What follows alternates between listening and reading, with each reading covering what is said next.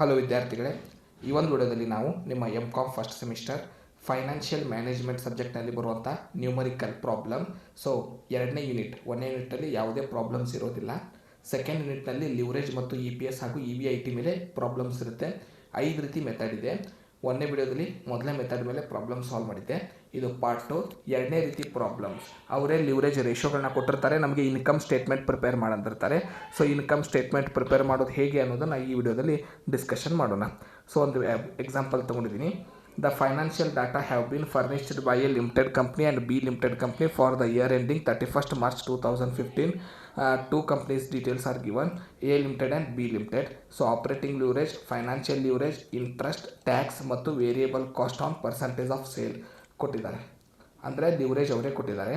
ನಮಗೆ ಕೇಳಿರೋದು prepare income statement. Income ಸ್ಟೇಟ್ಮೆಂಟ್ನ ಪ್ರಿಪೇರ್ ಮಾಡಿ ಎರಡು ಕಂಪ್ನಿದು 2 ಸಲ ಪ್ರಾಬ್ಲಮ್ನ ಸೇಮ್ ಸಾಲ್ವ್ ಮಾಡಬೇಕು ಮತ್ತು ಕಮೆಂಟ್ ಬರೀಬೇಕು. ಎರಡರಲ್ಲಿ ಯಾವುದು ಬೆಸ್ಟ್, ಯಾವ ಕಂಪ್ನಿನ ನಾವು ಸ್ಟ್ರಕ್ಚರ್ನ ನಾವು ಒಪ್ಕೋಬೇಕು, ಯಾವುದು ಚಲೋ ಇದೆ ಫೈನಾನ್ಷಿಯಲ್ ಪೊಸಿಷನ್ ಅದನ್ನು ಬರೀಬೇಕು. ಸೊ ಈ ರೀತಿ ಪ್ರಾಬ್ಲಮ್ ಇದ್ದಾಗ ಇನ್ಕಮ್ ಸ್ಟೇಟ್ಮೆಂಟ್ ಅಂದರೆ ಇಲ್ಲಿ ಏನಾಗುತ್ತೆ, ನೀವು EPS EBIT ಮೈನಸ್ ಇದು ಏನು sales minus variable cost, contribution minus fixed cost, ಬಂದ ಆನ್ಸರ್ಗೆ EAT, ಈ ರೀತಿಯಾಗಿ ನಾವು ಏನು ಚಾರ್ಟ್ ಬಿಡಿಸ್ತೀವಿ ಅದನ್ನೇ ನಾವು ಇನ್ಕಮ್ ಸ್ಟೇಟ್ಮೆಂಟ್ ಅಂತ ಕರಿತೀವಿ. ಯಾವಾಗ ಕ್ವಶನಲ್ಲಿ ಲಿವರೇಜ್ ಕೊಟ್ಟಿರ್ತಾರೆ, ಇಲ್ಲಿ ಇನ್ಕಮ್ ಸ್ಟೇಟ್ಮೆಂಟ್ ಅಂದರೆ ಪ್ರಾಫಿಟ್ ಆ್ಯಂಡ್ ಲಾಸ್ ಅಕೌಂಟ್ ಅಲ್ಲ, ಬದಲಾಗಿ sales, variable cost, fixed cost, interest, dividend ಇವನ್ನ ತಗೊಂಡು EAT ಅರ್ನಿಂಗ್ ಆಫ್ಟರ್ ಟ್ಯಾಕ್ಸ್ ಕಂಡಿಡೋ ಚಾರ್ಟ್ ಏನಿದೆ ಅದನ್ನೇ ಇನ್ಕಮ್ ಸ್ಟೇಟ್ಮೆಂಟ್ ಅಂತ ಕರಿತೀವಿ. ಸೊ ಒಂದೊಂದಾಗಿ ಬಿಡಿಸ್ತಾ ಹೋಗೋಣ. ಮೊದಲಿಗೆ ನಾವು ಏನು ಕ್ಯಾಲ್ಕುಲೇಟ್ ಮಾಡಬೇಕಂದ್ರೆ A ಲಿಮಿಟೆಡಿಂದ ಪ್ರಾರಂಭ ಮಾಡೋಣ. ಫಸ್ಟಿಗೆ EBITನ ಕಂಡುಹಿಡಿಬೇಕು. 4 ಪ್ರೊಸೆಸ್ ಇರುತ್ತೆ. ಮೊದಲಿಗೆ EBITನ ಕಂಡುಹಿಡಿಬೇಕು. ಸೊ EBIT ಕಂಡುಹಿಡಿದಕ್ಕೆ ಒಂದು ಫಾರ್ಮುಲಾ ಹಾಕ್ಕೊಂಡಿದ್ದೀನಿ. Financial leverage is equal to EBIT divided by EBIT minus interest. EBIT minus interest ಅಂದರೆ ಏನು, EAT.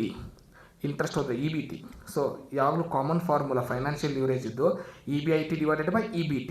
ಸೊ EBTನ ನಾವು ಏನು ಮಾಡಿದ್ದೀವಿ, ಡಿವೈಡೆಡ್ ಬೈ ಮಾಡಿ ಬರೆದಿದ್ದೀವಿ, ಅಂದರೆ ಅದನ್ನ ಸಪ್ರೇಟ್ ಮಾಡಿ ಬರೆದಿದ್ದೀವಿ, EBIT ಮೈನಸ್ ಇಂಟ್ರೆಸ್ಟ್. ಸೊ ಇದಕ್ಕೆ ನಮಗೆ ಈ ಕ್ವಶನಲ್ಲಿ ಫೈನಾನ್ಷಿಯಲ್ ಲಿವರೇಜ್ ಗೊತ್ತಿದೆ. ಕ್ವಶನಲ್ಲಿ ನೋಡ್ಬೋದು ನೀವು. ಫಸ್ಟ್ ನಮಗೆ ಬೇಕಾಗಿರೋದು ಫೈನಾನ್ಷಿಯಲ್ ಲಿವರೇಜ್, ಅದು A ಲಿಮಿಟೆಡ್ ಬೇಕು 2. ಸೊ ಇಷ್ಟು 1 ನಾವು ಕನ್ಸಿಡರ್ ಮಾಡೋದಿಲ್ಲ ಯಾವುದೇ ಕ್ಯಾಲ್ಕುಲೇಷನ್ಗೂ. ಸೊ ಫೈನಾನ್ಷಿಯಲ್ ಲಿವರೇಜ್ ಎಷ್ಟಿದೆ ಅಂದರೆ 2 ಇದೆ. 2 ಈಸ್ ಈಕ್ವಲ್ ಟು ಅಂದರೆ financial leverage 2 is equal to ನಮ್ಗೆ EBITನೇ ಕಂಡುಹಿಡಿಬೇಕು. ಸೊ EBITನ ಆ್ಯಸ್ ಇಟ್ ಈಸ್ ಬರಿತೀವಿ ಮತ್ತು EBITನ ಆ್ಯಸ್ ಇಟ್ ಈಸ್ ಬರಿತೀವಿ. ಇಂಟ್ರೆಸ್ಟ್, ಸೊ ಕ್ವಶನಲ್ಲಿ ಇದೆ ಇಂಟ್ರೆಸ್ಟ್ ಎಷ್ಟಂತ. ಇಂಟ್ರೆಸ್ಟು ನಾವು ಬಿಡಿಸ್ತಿರೋದು A ಲಿಮಿಟೆಡ್ ಪ್ರಾಬ್ಲಮು 12 ಲ್ಯಾಕ್ ಇದೆ. ಸೊ 12 ಲ್ಯಾಕ್ ಇದನ್ನು ತೊಗೊಂಡಿದ್ದೀನಿ ನಾನು ಆನ್ಸರ್ನಲ್ಲಿ. EBIT ನಾವು ಕಂಡುಹಿಡಿಬೇಕು. ಸೊ ಎಲ್ಲಿ EBIT ಅನ್ನೋ ಶಬ್ದ ಇದೆ ಅದನ್ನು ಆ್ಯಸ್ ಇಟ್ ಈಸ್ ಬರೆದಿದ್ದೀನಿ. ಫೈನಾನ್ಷಿಯಲ್ ಲಿವರೇಜ್ನ 2 ಅಂತ ತೊಗೊಂಡಿದ್ದೀನಿ, ಇಂಟ್ರೆಸ್ಟ್ನ 12 ಲ್ಯಾಕ್ ಅಂತ ತೊಗೊಂಡಿದ್ದೀನಿ. ಈ ಡಿವೈಡೆಡ್ ಬೈ ಇರೋದು ಇದನ್ನು ನಾವು ಈ 2 ಪಕ್ಕಕ್ಕೆ ಕಳಿಸ್ಬೇಕು. ಫಸ್ಟ್ ಸ್ಟೆಪ್ಪು ಈ ಡಿವೈಡೆಡ್ ಬೈ ಇದು ಏನಾಗುತ್ತೆ, ಇಂಟು ಆಗುತ್ತೆ. 2 into EBIT minus 12 lakh is equal to EBIT. ಮೇಲಿರೋದನ್ನ ಆ್ಯಸ್ ಇಟ್ ಈಸ್ ಬರೆದಿದ್ದೀವಿ, EBITನ ಮೇಲಿರೋದನ್ನ ಆ್ಯಸ್ ಇಟ್ ಈಸ್ ಬರೆದಿದ್ದೀವಿ. ಈ ಡಿವೈಡೆಡ್ ಬೈನ 2 ಪಕ್ಕಕ್ಕೆ ಕಳಿಸಿದ್ದೀವಿ. ಈಗ ಇಂಟು ಮಾಡೋಣ. ಸೊ ಇಂಟು ಬ್ರಾಕೆಟ್ ಅರ್ಥ ಈ 2ಗೆ EBIT ಇಂಟು ಮಾಡಬೇಕು, ಈ 2ಗೆ 12 ಲ್ಯಾಕ್ನು ಇಂಟು ಮಾಡಬೇಕು. ಹಾಗೆ ಮಾಡಿದಾಗ 2 EBIT, 2 into EBIT 2 EBIT, 2 into 12 lakh 24 lakh is equal to EBIT as it is. ಇವಾಗ ನೆಕ್ಸ್ಟ್ ಸ್ಟೆಪ್ಪು ಈ EBITನ ಈ ಕಡೆ ತೊಗೊಂಬರೋಣ, ಮೈನಸ್ ಮಾಡೋಣ. 2 EBIT minus EBIT is equal to 24 lakh. 2 EBITಯಲ್ಲಿ 1 EBIT ಹೋದರೆ 1 EBIT ಉಳಿಯುತ್ತೆ, ಈಸ್ ಈಕ್ವಲ್ ಟು 24 ಲ್ಯಾಕ್. ಬರೀ ನಮ್ಗೆ EBIT ಬೇಕು. So EBIT is equal to 1 ಈ ಕಡೆ ಕಳ್ಸೋಣ. ಸೊ ಯಾವುದೇ ಸಿಂಬಲ್ ಇಲ್ಲ ಅಂದರೆ ಇಂಟು ಇರುತ್ತೆ, ಈ ಕಡೆ ಬಂದರೆ ಡಿವೈಡೆಡ್ ಬೈ ಆಗುತ್ತೆ. ಡಿವೈಡೆಡ್ ಬೈ 1 ಮಾಡಿದಾಗ ಅದೇ ಆನ್ಸರ್ ವಾಪಸ್ ಬರುತ್ತೆ, 24 ಲ್ಯಾಕ್. EBIT ಕಂಡುಹಿಡಿದ ನಂತರ ಸೆಕೆಂಡ್ ಸ್ಟೆಪ್ ನೆನ್ಪಿಟ್ಕೊಳ್ಳಿ, ಕಾಂಟ್ರಿಬ್ಯೂಷನ್ ಕಂಡುಹಿಡಿಯೋದು. ಕಾಂಟ್ರಿಬ್ಯೂಷನ್ಗೆ ನೀವು ಹಾಕಬೇಕಾಗಿರೋ ಫಾರ್ಮುಲಾ ಆಪ್ರೇಟಿಂಗ್ ಲಿವರೇಜ್ನ formula, contribution divided by EBIT. ಈಗ ಕ್ವಶನಲ್ಲಿರೋ ಆಪ್ರೇಟಿಂಗ್ ಲಿವರೇಜ್ನ ನೋಡೋಣ. ಆಪ್ರೇಟಿಂಗ್ ಲಿವರೇಜ್ 3:1 ಇದೆ. ಆಲ್ರೆಡಿ ಹೇಳ್ತೀನಿ 1 ಅದಕ್ಕೂ ಯೂಸ್ ಇಲ್ಲ ಅಂತ, 3. ನೆಕ್ಸ್ಟ್ ಏನು ಬೇಕು ನಮಗೆ, ಕಾಂಟ್ರಿಬ್ಯೂಷನ್ನೇ ಕಂಡುಹಿಡಿತಾ ಇದ್ದೀವಿ. ಡಿವೈಡೆಡ್ ಬೈ ಮಾಡೋದಕ್ಕೆ ಏನು ಬೇಕು, EBIT. ಈಗ ತಾನೇ ಫಸ್ಟ್ ಸ್ಟೆಪ್ನ EBITನ ಬಿಡಿಸಿದ್ದೀವಿ, 24 ಲ್ಯಾಕ್. ಆಪ್ರೇಟಿಂಗ್ ಲಿವರೇಜ್ 3 ಇದೆ, ಕಾಂಟ್ರಿಬ್ಯೂಷನ್ ನಾವು ಕಂಡುಹಿಡಿಬೇಕು, ಡಿವೈಡೆಡ್ ಬೈ EBIT ನಾವು ಕಂಡುಹಿಡಿದ್ದೀವಿ 24 ಲ್ಯಾಕ್. ಈ 24 ಲ್ಯಾಕ್ ಡಿವೈಡೆಡ್ ಬೈ ಪಕ್ಕಕ್ಕೆ ಅಂದರೆ 3ಗೆ ಕಳಿಸ್ಬೇಕು. ಡಿವೈಡೆಡ್ ಬೈ ಇದು ಇಂಟಾಗುತ್ತೆ.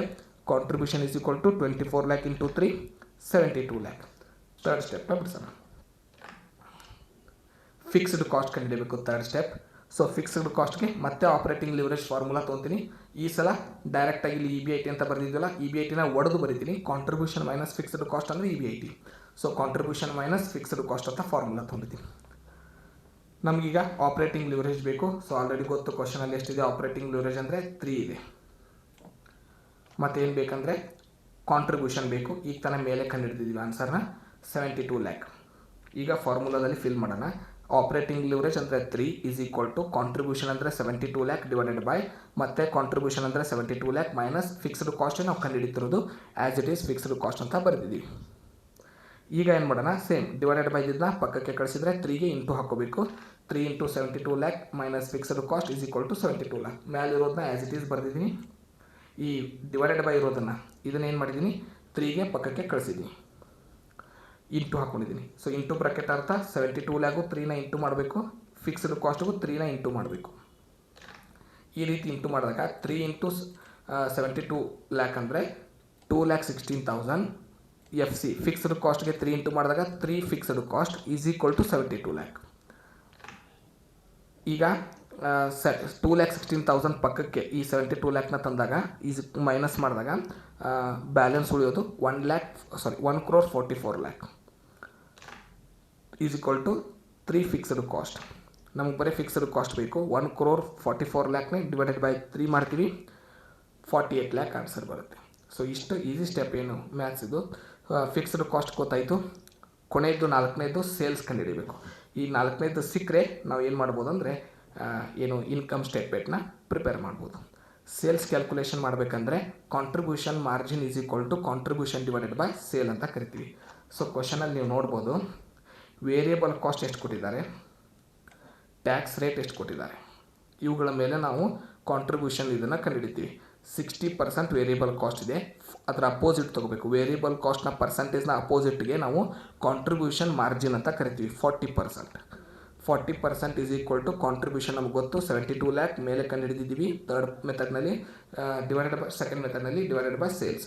ಸೊ ಸೇಲ್ಸ್ನ ಈ ಕಡೆ ಕಳಿಸಿ 40%ನ ಈ ಕಡೆ ಕಳಿಸಿದಾಗ sales is equal to 40%, 40 divided by 100 ಇದ್ದಿದ್ದು ಈ ಸೈಡ್ ಬಂದಾಗ 100 ಡಿವೈಡೆಡ್ ಬೈ 40 ಆಗುತ್ತೆ.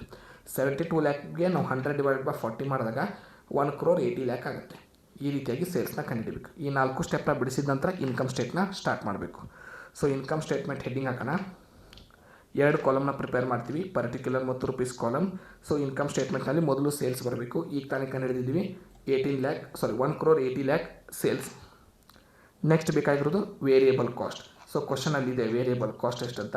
ಸೊ ವೇರಿಯಬಲ್ ಕಾಸ್ಟ್ ಸೇಲ್ಸ್ ಮೇಲೆ 60%, ನಾವು ಎ ಕಂಪ್ನಿದು ಬಿಡಿಸ್ತಾ ಇದ್ದೀವಿ 60%. ಸೊ 1,80 ಲ್ಯಾಕ್ ಮೇಲೆ ನಾನು 60% ಮಾಡ್ತೀನಿ, 1,08 ಲ್ಯಾಕ್ ಬರುತ್ತೆ. ಮೈನಸ್ ಮಾಡಿದಾಗ ಬ್ಯಾಲೆನ್ಸ್ 72 ಲ್ಯಾಕ್. ವೇರಿಯಬಲ್ ಕಾಸ್ಟ್ ಆದ ನಂತರ ಫಿಕ್ಸ್ಡ್ ಕಾಸ್ಟ್ನ ಮೈನಸ್ ಮಾಡಬೇಕು. ಫಿಕ್ಸ್ಡ್ ಕಾಸ್ಟು 48 ಲ್ಯಾಕ್ ಆಲ್ರೆಡಿ ನಾವು ಕಂಡುಹಿಡಿದಿದ್ದೀವಿ 3ನೇದರಲ್ಲಿ. ಮೈನಸ್ ಮಾಡಿದಾಗ 24 ಲ್ಯಾಕ್ ಬ್ಯಾಲೆನ್ಸ್ ಉಳಿತು. ಇಂಟ್ರೆಸ್ಟ್ ಮೈನಸ್ ಮಾಡಬೇಕು. ಕ್ವಶನಲ್ಲಿ ಡೈರೆಕ್ಟಾಗಿ ಇಂಟ್ರೆಸ್ಟ್ ಕೊಟ್ಟಿದ್ದಾರೆ 12 ಲ್ಯಾಕ್, ಅದನ್ನು ಮೈನಸ್ ಮಾಡಿದಾಗ ಬ್ಯಾಲೆನ್ಸ್ 12 ಲ್ಯಾಕ್ ಉಳಿತು. ಟ್ಯಾಕ್ಸ್ ಮೈನಸ್ ಮಾಡಬೇಕು. ಸೊ ಬಂದ ಆನ್ಸರ್ ಮೇಲೆ 12 ಲ್ಯಾಕ್ ಮೇಲೆ ಕ್ವಶನಲ್ಲಿ 40% ಟ್ಯಾಕ್ಸ್ ಅಂತ ಇದೆ, ಟ್ಯಾಕ್ಸ್ ರೇಟ್ 40%. ಸೊ ಟ್ಯಾಕ್ಸ್ 40% ಮಾಡಿದಾಗ 4,80,000 ಬರುತ್ತೆ. Earning after tax 7,20,000. ಸೇಮ್ ಸ್ಟೆಪ್ನ ಬಿ ಕಂಪ್ನಿಗೆ ಬಿಡಿಸ್ಬೇಕು. ಅಂದರೆ ಮೊದಲಿಗೆ EBIT ಕಂಡುಹಿಡಿಬೇಕು. EBITಗೆ formula financial leverage is equal to EBIT divided by EBIT minus interest. So ಇಲ್ಲಿ ಫೈನಾನ್ಷಿಯಲ್ ಲಿವರೇಜು ಕ್ವಶನಲ್ಲಿ ಬಿ ಕಂಪ್ನಿದು ಏನು ಮಾಡಿದ್ದಾರೆ, ಫೈನಾನ್ಷಿಯಲ್ ಲಿವರೇಜು 3 ಕೊಟ್ಟಿದ್ದಾರೆ. ಸೊ ಬಿ ಲಿಮಿಟೆಡ್ದು 3 ಇದೆ. ಸೊ 3 ನಾವು ತೊಗೋತೀವಿ ಆನ್ಸರ್ ಸಾಲ್ವ್ ಮಾಡೋದಕ್ಕೆ. 3 is equal to EBIT divided by EBIT minus 10 lakh. So 2ನೇ ಕಂಪ್ನಿದು ಬಿ ಲಿಮಿಟೆಡ್ದು 10 ಲ್ಯಾಕ್ ಇಂಟ್ರೆಸ್ಟ್ ಇದೆ. ಸೇಮ್ ಪ್ರೊಸೀಜರ್ 3 ಪಕ್ಕಕ್ಕೆ ಡಿವೈಡೆಡ್ ಬೈ ಇರೋ EBIT ಮೈನಸ್ 10 ಲ್ಯಾಕ್ನ ಕಳಿಸ್ತೀವಿ. 3 EBIT into bracket 3 into EBIT minus 10 lakh is equal to EBIT. ಎರಡಕ್ಕೂ ಅಂದರೆ ಈ 3ನ ನಾವು EBITಗೂ ಮತ್ತು 10 ಲ್ಯಾಕ್ಗೂ ಇಂಟು ಮಾಡ್ತೀವಿ. 3 EBIT ಮತ್ತು 30 ಲ್ಯಾಕ್ ಬರುತ್ತೆ ಈಸ್ ಈಕ್ವಲ್ ಟು EBIT. ನಮಗೆ ಈ EBITನ ಈ ಕಡೆ ಕಳಿಸಿ 30 ಲ್ಯಾಕ್ನ ಈ ಸೈಡ್ ಕಳಿಸಿದಾಗ 3 EBIT minus EBIT is equal to 30 lakh. So 3 EBITಯಲ್ಲಿ 1 EBIT ಹೋದರೆ 2 EBIT ಉಳಿತು. 30 ಲ್ಯಾಕ್ ಆ್ಯಸ್ ಇಟ್ ಈಸ್ ಬರೆದಿದ್ದೀವಿ. ಬರೀ EBIT ಬೇಕಂದರೆ 30 ಲ್ಯಾಕ್ ಡಿವೈಡೆಡ್ ಬೈ 2 ಮಾಡ್ಕೋಬೇಕು, 15 ಲ್ಯಾಕ್. ಸೆಕೆಂಡ್ ಸ್ಟೆಪ್ಪು ಕಾಂಟ್ರಿಬ್ಯೂಷನ್ ಕಂಡುಹಿಡಿಯೋದು. ಆಪರೇಟಿಂಗ್ ಲಿವರೇಜ್ ಫಾರ್ಮುಲಾ ಯೂಸ್ ಮಾಡ್ಕೋತೀವಿ. ಕ್ವಶನಲ್ಲಿ ಬಿ ಲಿಮಿಟೆಡ್ದು 4 ಇದೆ operating leverage. Contribution divided by 15 lakh. EBIT ಈ ಕಡೆ ನಾವು ಮೇಲೆ ಕಂಡು ಹಿಡಿದ್ವಿ. ಕಾಂಟ್ರಿಬ್ಯೂಷನ್ನೇ ನಮ್ಮ ಕ್ವಶನ್ನು. 15 ಲ್ಯಾಕ್ನ 4 ಪಕ್ಕಕ್ಕೆ ಕಳಿಸಿದಾಗ ಡಿವೈಡೆಡ್ ಬೈ ಇದು ಇಂಟು ಆಗುತ್ತೆ. So contribution is equal to 15 lakh into 4 ಅಂದರೆ ಅದರ ಅರ್ಥ 60 ಲ್ಯಾಕ್. ನೆಕ್ಸ್ಟ್ ಬಿಡಿಸ್ಬೇಕಾಗಿರೋದು ಫಿಕ್ಸ್ಡ್ ಕಾಸ್ಟ್ನ ಕಂಡುಹಿಡಿಬೇಕು.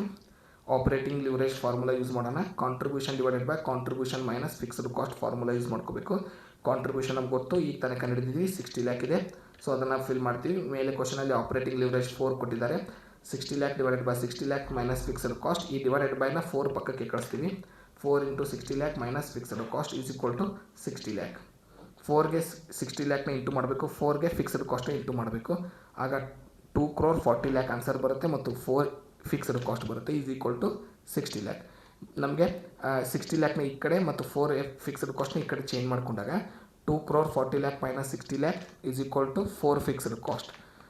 ಮೈನಸ್ ಮಾಡಿದಾಗ 1 crore 80 lakh is equal to 4 fixed cost. ಬರೀ ಫಿಕ್ಸ್ಡ್ ಕಾಸ್ಟ್ ಬೇಕಂದರೆ 1,80,000 ಡಿವೈಡೆಡ್ ಬೈ 4 ಡಿವೈಡೆಡ್ ಬೈ ಮಾಡ್ಕೊಂಡಾಗ 45 ಲ್ಯಾಕ್ ಬರುತ್ತೆ. ಮತ್ತು ಸೇಲ್ಸ್ ಕಂಡಿದ್ದು 4ನೇ ಮೆಥಡು. ಈ ಸಲ ಮಾರ್ಜಿನ್ ಎಷ್ಟಂದರೆ 50%. ಯಾಕಂದರೆ ಕ್ವಶನಲ್ಲಿ ಏನಿದೆ, ವೇರಿಯಬಲ್ ಕಾಸ್ಟ್ನ ಉಳಿದಿದ್ದ ಪರ್ಸೆಂಟೇಜ್ಗೆ ಕಾಂಟ್ರಿಬ್ಯೂಷನ್ ಮಾರ್ಜಿನ್ ಅಂತ ಕರೀತಾರೆ. ವೇರಿಯಬಲ್ ಕಾಸ್ಟ್ ಕ್ವಶನಲ್ಲಿ 60% ಇತ್ತು, ಎದ್ದು ನಾವು 40 ತೊಗೊಂಡಿದ್ದೆ. ಬಿದು 50 ಇದೆ. ಸೊ 50 ಬ್ಯಾಲೆನ್ಸ್ ಉಳಿಯುತ್ತೆ, ಅದನ್ನು 50ನ ನಾವು ಆನ್ಸರ್ಗಾಗಿ ತೊಗೋತೀವಿ. ಈಗ contribution divided by sale. So contribution margin ಹೇಗೆ ಬಂತು ಅಂತ ಹೇಳಿದೆ, 50%. ಕಾಂಟ್ರಿಬ್ಯೂಷನ್ ಆಲ್ರೆಡಿ ಕಂಡುಹಿಡಿದಿದ್ದೀವಿ 60 ಲ್ಯಾಕ್. ಸೇಲ್ಸ್ ಕಂಡುಹಿಡಿತಾ ಇದ್ದೀವಿ. So sales as it is ತೊಗೊಂಡಿದ್ದೀನಿ. ಸೊ ಸೇಲ್ಸ್ನ ಈ ಕಡೆ 50%ನ ಕೆಳಗಡೆ ಬರಬೇಕು. ಅಂದರೆ 50 ಡಿವೈಡೆಡ್ ಬೈ 100 ಇದ್ದಿದ್ದು ಉಲ್ಟಾಗಿ 100 ಡಿವೈಡೆಡ್ ಬೈ 50 ಆಗುತ್ತೆ ಇಂಟು 60 ಲ್ಯಾಕ್. ಆಗ 1 crore 20 ಲ್ಯಾಕ್ ಸೇಲ್ಸ್ ಬರುತ್ತೆ. ಸೇಲ್ಸ್ ಆದ ನಂತರ ನಾವು ಇನ್ಕಮ್ ಸ್ಟೇಟ್ಮೆಂಟ್ನ ಪ್ರಿಪೇರ್ ಮಾಡಬೇಕು. 2 ಕಾಲಮ್ಸ್ ಪ್ರಿಪೇರ್ ಮಾಡ್ತೀವಿ. ಫಸ್ಟ್ ಸೇಲ್ಸ್ ತೊಗೊತೀವಿ, 1 crore 20 ಲ್ಯಾಕ್ ಇದೆ. ಮೈನಸ್ ವೇರಿಯಬಲ್ ಕಾಸ್ಟ್ ಮಾಡ್ತೀವಿ. ಕ್ವಶನಲ್ಲಿ 50% ಕೊಟ್ಟಿದ್ದಾರೆ. 1 crore 20 ಲ್ಯಾಕ್ ಮೇಲೆ 50% ಮಾಡಿದರೆ 60 ಲ್ಯಾಕ್ ಬರುತ್ತೆ. ಮೈನಸ್ ಬ್ಯಾಲೆನ್ಸ್ ಮಾಡಿದಾಗ 60 ಲ್ಯಾಕ್ ಉಳಿಯುತ್ತೆ, ಅದನ್ನು ಕಾಂಟ್ರಿಬ್ಯೂಷನ್ ಅಂತ ಕರಿತೀವಿ. ಫಿಕ್ಸ್ಡ್ ಕಾಸ್ಟ್ ಬೇಕು. ಫಿಕ್ಸ್ಡ್ ಕಾಸ್ಟ್ ಆಲ್ರೆಡಿ ನಾವು ಕಂಡುಹಿಡಿದಿದ್ದೀವಿ 45 ಲ್ಯಾಕ್. ಮೈನಸ್ ಮಾಡಿದ ನಂತರ ಬ್ಯಾಲೆನ್ಸ್ 15 ಲ್ಯಾಕ್ ಉಳಿತು. ಇಂಟ್ರೆಸ್ಟ್ ಮೈನಸ್ ಮಾಡಬೇಕು. ಕ್ವಶನಲ್ಲಿ ಕೊಟ್ಟಿದ್ದಾರೆ ಡೈರೆಕ್ಟಾಗಿ 10 ಲ್ಯಾಕ್. ಬ್ಯಾಲೆನ್ಸ್ ಉಳಿದಿದ್ದು 5 ಲ್ಯಾಕ್. ಇದನ್ನು ಟ್ಯಾಕ್ಸ್ ಮೈನಸ್ ಮಾಡಬೇಕು. ಅಂದರೆ ಟ್ಯಾಕ್ಸ್ ಕ್ವಶನಲ್ಲಿ ಕೊಟ್ಟಿರೋಂಥ ಪರ್ಸೆಂಟೇಜ್ನ ನಾವು 5 ಲ್ಯಾಕ್ ಮೇಲೆ ಮಾಡ್ತೀವಿ. 2 ಲ್ಯಾಕ್ ಬರುತ್ತೆ ಆನ್ಸರು. ಅದು 40% ಕೊಟ್ಟಿದ್ದಾರೆ. 5 ಲ್ಯಾಕ್ ಮೇಲೆ 40% ಅಂದರೆ 2 ಲ್ಯಾಕ್ ಟ್ಯಾಕ್ಸ್. ಮೈನಸ್ ಮಾಡಿದ ನಂತರ ಅರ್ನಿಂಗ್ ಆಫ್ಟರ್ ಟ್ಯಾಕ್ಸ್ 3 ಲ್ಯಾಕ್ ಉಳಿತು. ಸೊ ಮೊದಲೇ ಇನ್ಕಮ್ ಸ್ಟೇಟ್ಮೆಂಟ್ನ ಆನ್ಸರ್ ಎಷ್ಟು ಬಂದಿದೆ ನಮ್ಮದು 7,20,000. ಇದ್ರದ್ದು ಏನು ಬಂದಿದೆ 3 lac. So earning after tax 2 ಪ್ರಾಜೆಕ್ಟ್ನಲ್ಲಿ ಯಾವುದು ಬೆಟರ್ ಇದೆ, ಫಸ್ಟ್ ಪ್ರಾಜೆಕ್ಟ್ ಬೆಟರ್ ಇದೆ. ಅದನ್ನು ನಾವು ಕಮೆಂಟ್ ಸೆಕ್ಷನಲ್ಲಿ ತಿಳಿಸ್ತೀವಿ. We can see from both income statement the contribution and earning after tax of A Limited is more than the B Limited. We can say that financial position of A Limited is good. So A company ಏನಿದೆ ಅದೇ better. ಯಾಕಂದರೆ B ಕಂಪ್ನಿದು ಏನಿದೆ ಕ್ವಶನಲ್ಲಿ ಆನ್ಸರ್ನಲ್ಲಿ ನಾವು ಬಿಡಿಸಿದ income ಸ್ಟೇಟ್ಮೆಂಟಲ್ಲಿ ಕಡಿಮೆ ಇದೆ, ಎದು ಹೆಚ್ಚಿದೆ. ಸೊ ಹೆಚ್ಚಿದ್ದನ್ನು ನಾವು ಏನು ಮಾಡಬೇಕಂದ್ರೆ ಯಾವಾಗಲೂ ಸೆಲೆಕ್ಟ್ ಮಾಡಬೇಕು ಪ್ರಾಜೆಕ್ಟ್. ಇನ್ಕಮ್ ಸ್ಟೇಟ್ಮೆಂಟ್ ಅಂದರೆ ಇನ್ಕಮ್ ಮೇಲೆ ನಮ್ಮದು ಆನ್ಸರ್ ಬರೀಬೇಕು. ಸೊ ಇಷ್ಟು ನಿಮಗೆ 2ನೇ ಮೆಥಡ್. ಇನ್ನೂ 3 ಮೆಥಡ್ ಇದೆ ಲಿವರೇಜ್ ಮೇಲೆ. ಸೆಕೆಂಡ್ ಯೂನಿಟ್ ಕಂಪ್ಲೀಟ್ ಆದಂತೆ. ಸೊ ಇನ್ನು 3 ವಿಡಿಯೋನ ನೆಕ್ಸ್ಟ್ನಲ್ಲಿ ಅಪ್ಲೋಡ್ ಮಾಡ್ತೀನಿ. ಧನ್ಯವಾದಗಳು.